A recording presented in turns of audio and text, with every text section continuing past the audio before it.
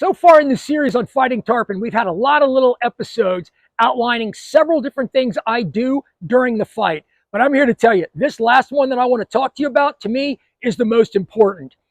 I've told you before, I don't like to bow to a tarpon. So I'm going to show you how you make that tarpon bow to you. One of the things that we did discuss briefly is a tarpon likes to get into its own little swimming pattern. Remember, most of the time that you've probably fished or seen other people fish, they're always pulling straight up on the tarpon, straight up on the tarpon. I don't like to do that. He puts out his pectoral fins and you're just pulling up against a weight.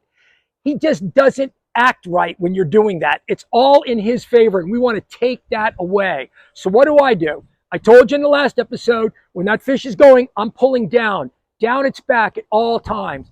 Keep backing it up, and backing it up. Then when I finally get it on the shooting head, now I'm going to really mess this tarpon over.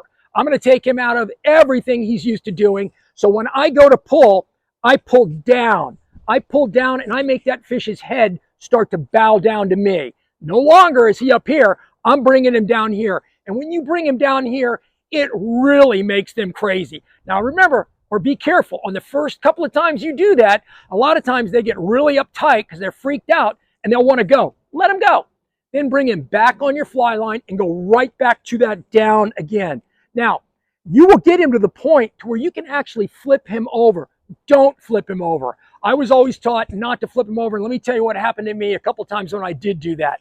As I would flip him over and he would start to go crazy a little bit, he could wrap the line around his tail. He could break you off. So instead, I flip him all the way down, and then as his nose is almost perfectly down, I lift him straight back up.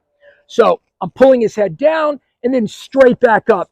After you do that so many times, it can be as early as 3 or 4 times, or maybe a half a dozen times, the fish just gets into a motion he doesn't know what to do. So a lot of times when you lift it back up, you will see that fish's head actually come straight up out of the water, and you can hold him there. And I've actually taken his head and walked it right to the guide and let the guide lip gaff it. Or a lot of times when you pull, he goes up, they do what we call pancake. They lay up and they just lay flat on the surface. They just don't know what to do anymore. So when you get like that, that's when we're going to show you this whole thing. We're going to tie it all together. You then bring that fish right to your guide and the fight's over.